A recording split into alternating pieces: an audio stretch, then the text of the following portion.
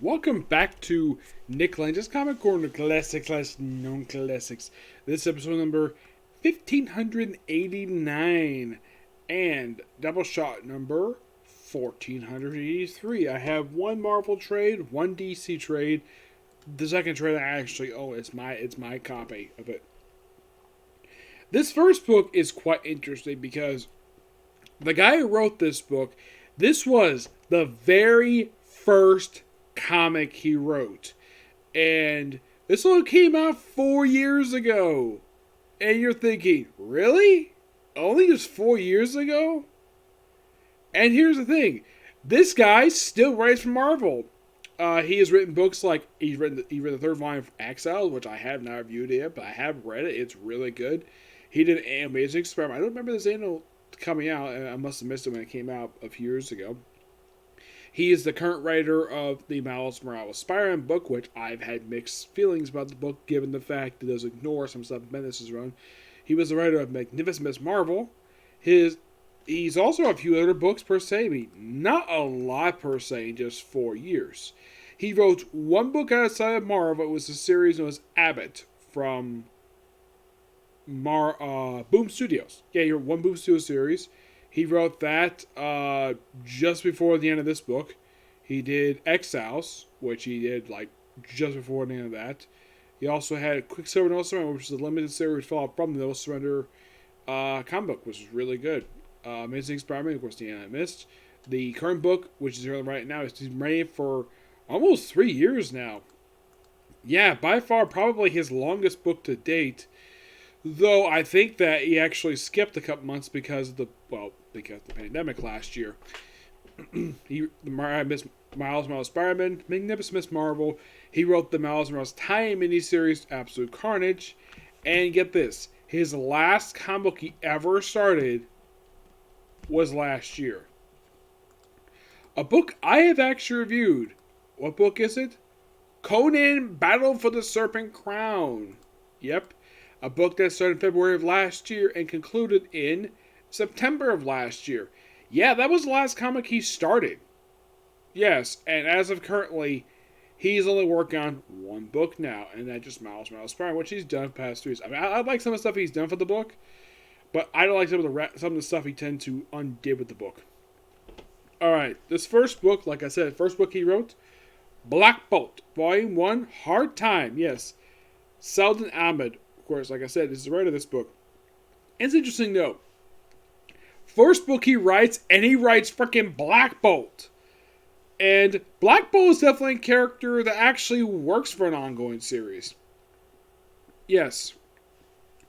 Now I should point out though, there is one artist in these issues as Kristen Ward. Now, basically the story of these issues is this. Black Bolt is at this prison on the other side of the galaxy. Okay, how the heck it got here is kind of explained in the Royals, where apparently Medusa sent him there for... Actually, it was Maximus who sent him there for some reason. He's there because they think, he needs... Of course, they meet this character known as the Jailer, who's this weird alien creature who only appears in this series, never appears anyplace else. And he wants Black Bolt to confess his crimes. And the thing is, whenever Black Bolt speaks, he causes a lot of destruction. And even he knows, if he dares speak a word in this prison, he will be sucked out into space, because this is a space prison. And while he's here, he meets, of all people, a character that, as far as I know, he has never met this character before. Despite the fact that both these characters, both made their debut into the 60s in pretty much 2 different comic books. What character do you meet? Well, as a matter of fact, he appears in the very second page. He meets Crusher Krill, the Absorbing Man. And this is interesting. What the heck he's doing here? Yeah, the book doesn't really explain, why the heck he's here. Oh, look, it's the Absorbing Man. Yes, seriously, the Absorbing Man. Why the heck he's here? No idea. We also introduce this character as Binky, who becomes a regular character in this book. I don't think, as far as I know,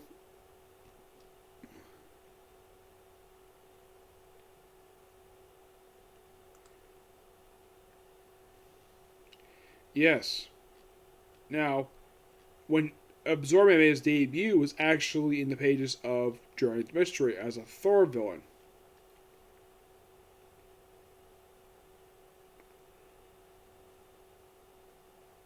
Of course, they talked about various things. One of the things they did talk about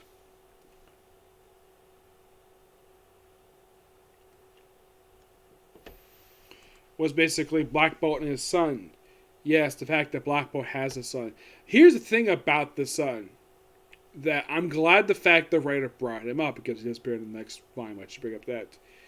Here's the thing about Aurora, the son of Black Bolt and Medusa. Half the time the writers forget this character exists. It's almost like people at Marvel are embarrassed by the fact that Medusa and Black Bolt had a kid. Because they're cousins. Yep. It, like, Crystal, no problem bringing up the fact she has a daughter, Luna. Half the time they forget Medusa's got a kid with Black Bolt. So, Black Bolt, and of course we also have Lockjaw appearing here. Yes, Lockjaw, who breaks Black Bolt out of prison. Of course, Black Bolt takes Binky with him. Of course, he does end up destroying the prison, though he thinks that Crusher Crow died. But don't worry, we'll get back to that when we get to Volume 2. But this definitely was a good start for this series. I thoroughly enjoyed it. And basically, even though this book didn't last very long, was definitely a good start for basically the writer, Saul Ahmed's career as a comic writer. Yes, this seriously was the start of his career. This very book. And for a start, I give this I'm going to give it a 10 out of 10. Just that again, it's really good of a book.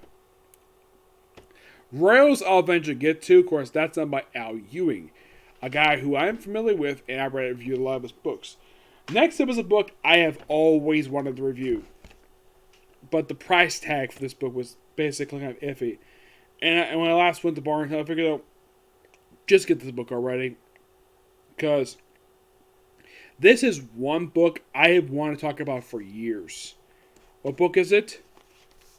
Kingdom Come, one of the best DC comics from the 1990s. And by far, one of the many books Alex Ross is known for, along with Earth X and Marvels. Yes, Kingdom Come. I believe this is a 6-issue limited series.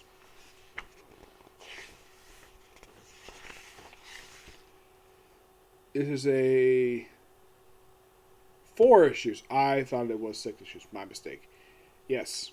So, this 4-issue limited series released back in... I know it was back in the 9. I think it was back in 1989, I think it was. 96. Yes, 96. So, this book was released 25 years ago. Happy birthday, Kingdom Come. Of course, yes, Alex Ross is the artist of this book. Who was the writer? Mark Waid. And here's a fun fact for you. What was the very next book basically they worked on together right after this? Well, to my knowledge, the next book they worked on after they did this miniseries was when they worked on Avengers, where Alex Ross did the covers for the book, he didn't do the interior. As far as I can tell, I think this is definitely the first time Alex Ross has worked with Mark Waid since this book ended.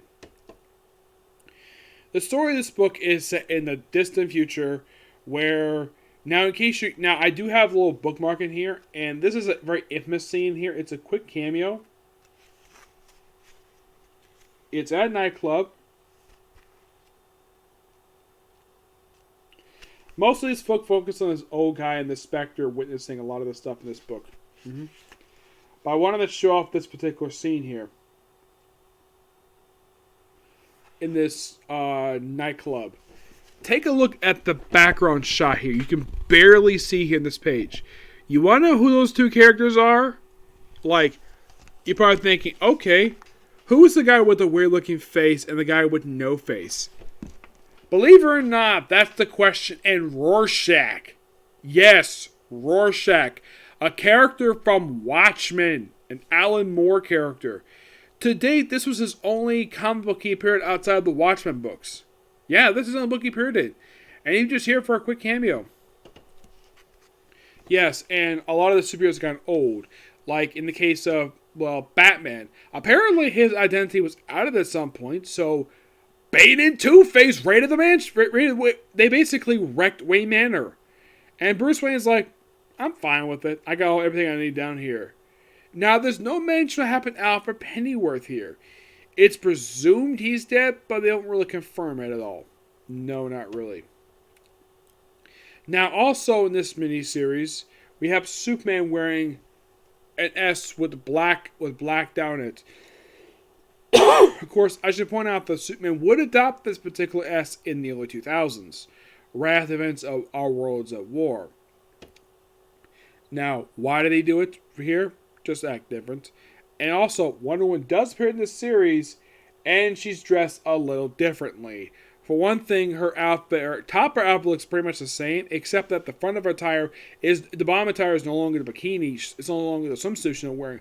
It's more like a skirt that shows off her sexy legs. And apparently because she's an Amazon, she apparently is kept pretty young. And there's also mention that apparently she was basically strip her heritage and being part of the royal family, because some people on Amazon, on Themyscira, of course, they don't call it that, and here they call it Paradise Island for some reason. Despite the fact at the time this book came out, it was Themyscira. Oh, in case you're wondering, it's still called that. They apparently stripped her of her heritage and her birthright to inherit the throne because they thought she failed her job as the ambassador of truth. I don't know why, but that's what it is. It's now, you're probably curious though, what the heck happened to Lois Lane here, you might ask. It is presumed that she's dead, and from what I've read, it was due to an attack by the Joker and Daily Planet. They kind of mentioned this in the episode of Crisis on Infinite Earths, when this very Superman actually appeared in live action, played by Brandon Routh, who was Instagram. It's basically a combination of this version and the Christopher Reeve version. Who does mention you have a son in that particular universe? This one, he doesn't mention having kids yet until like the final issue was. Oh yeah, it's revealed by Bruce Wayne, because the detective, he figures out though, oh, you're pregnant, Diana, and she's like, how did you know? I'm a detective. What do you expect? But the big thing about this is basically the superheroes come out of retirement. Now, one of the weird things about this series is that Lex Luthor's in here, obviously. And apparently he's put on some weight over the years. Yes, Lex Luthor's gone chubby. We also this now, despite the fact Superman is clearly the start of the series, along with Batman and Wonder Woman, it's pretty much, you can kind of say it's their show, but being watched by this guy named Norman, who basically is being act like the go, and he's being guided by, of all people, the Spectre, which that's interesting. And we also have Red Robin here, and you might ask, who's under the costume? I ask. You really want to know? From what I heard, is Dick Grayson.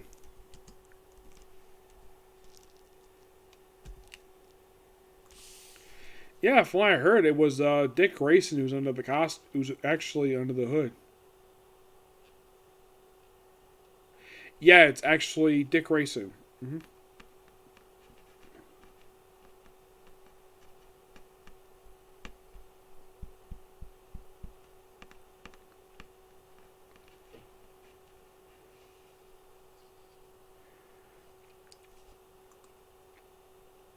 But in the case of this comic as a whole, is that it's a pure classic book from the 1990s. It's a really good book by Mark Waid and Alex Ross.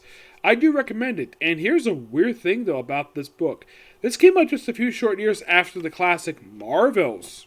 Yes, Marvels.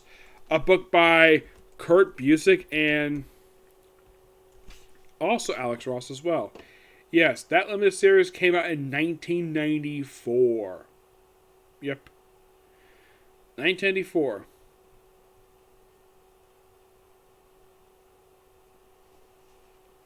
Mm-hmm. Yes. Of course, yes, this book came out roughly 2 years later, and it's a similar style to that. Mm-hmm. The character's name is Norman McKay, who just appears just in this limited series.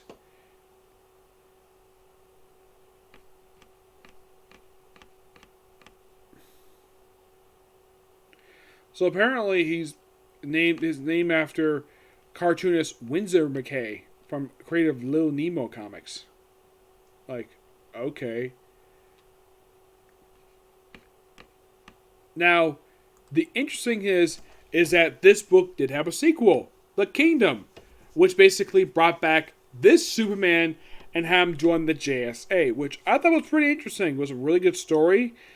I thoroughly enjoyed it. I think Linkara basically, when he read it, he felt pretty disappointed. It is surprising he's never reviewed this one. Nope. He probably would do a detailed analysis of all 4 issues. It's not very long. And this is definitely a book I thoroughly enjoyed reading. I give this book also a 10 out of 10. Okay, so that's it for this particular review. Oh, by the way, the back cover here, it's a similar style to what Alex Ross did with the 12-issue maxi series Justice, which, by the way, they don't have the Joker appearing here at all. Not really, no. They do have some nods to this in the regular continuity, like they had Alan Scott become Sentinel, where he basically, the armor he adapted in this series, he did adapt in the JSA book, well, when it was Justice Society America before the relaunch in 2011. Yep.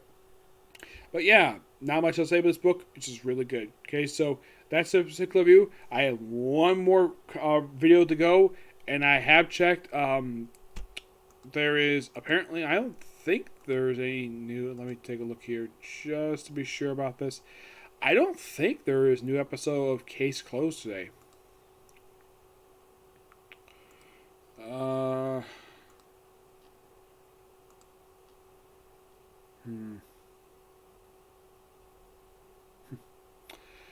Yeah, there isn't one. But next week, Return of Canon Cases. I'm like, really? That was quick.